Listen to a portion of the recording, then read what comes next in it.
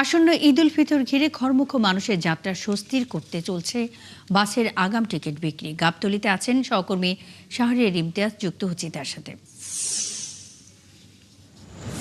শাহরিয়ার, ঈদের দীর্ঘ ছুটিকে ঘিরে আগেভাগে টিকিট কাটতে কাউন্টারে ভিড় কেমন দেখছেন এবং বাড়তি ভাড়া নিয়ে কোনো অভিযোগ আছে কিনা?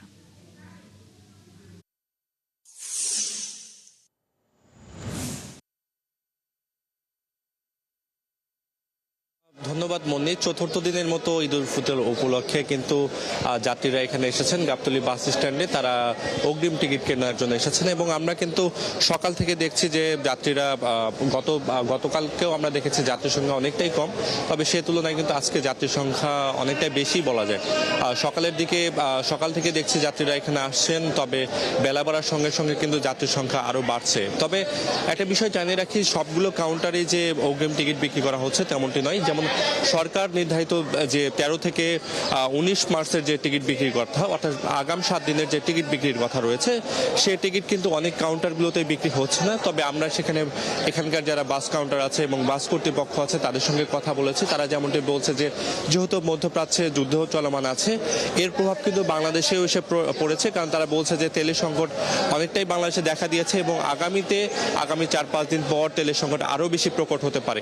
সেক্ষেত্রে তারা বলছে এখনই তারা তেলের পাম্পগুলোতে যাচ্ছে। সেক্ষেত্রে তারা আগে যদি 100 লিটার তেল পেত, এখন অনেকাংশে তারা 60 লিটার তেল পাচ্ছে, অর্থাৎ 30 থেকে 40% তারা কম তেল পাচ্ছে। তো তারা ধারণা করছে যে আগামী ঈদের আগে তেলের সংকট আরও বেশি প্রকট হতে পারে।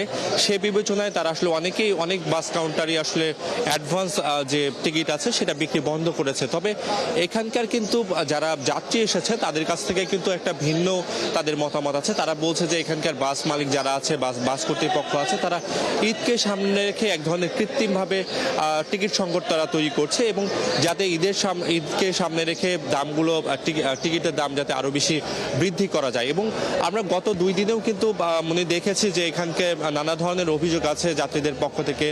বিআরটি নির্ধারিত তাদের যে মূল্য আছে তারা বলছে যে আগের যে দাম ছিল সেই দামের থেকে প্রায় 50 থেকে 100 টাকা বেশি রাখা হচ্ছে। এছাড়া অনলাইনে টিকিট সংকট সহ নানা ধরনের অভিযোগ কিন্তু তাদের পক্ষ থেকে আছে। যদিও বিআরটি এখানকার যারা বাস কর্তৃপক্ষ আছে তারা কিন্তু এগুলো অস্বীকার করছে।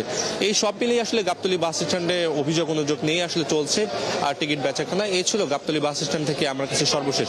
শাহরিয়ার ইমতিয়াজ, আপনি খবর রাখতে থাকুন, আমাদের সঙ্গেই থাকবেন। ঈদকে সামনে রেখে বাসের আগাম টিকিট বিক্রির খবরাখবর নিয়ে শাহরিয়ার ইমতিয়াজ যুক্ত ছিলেন।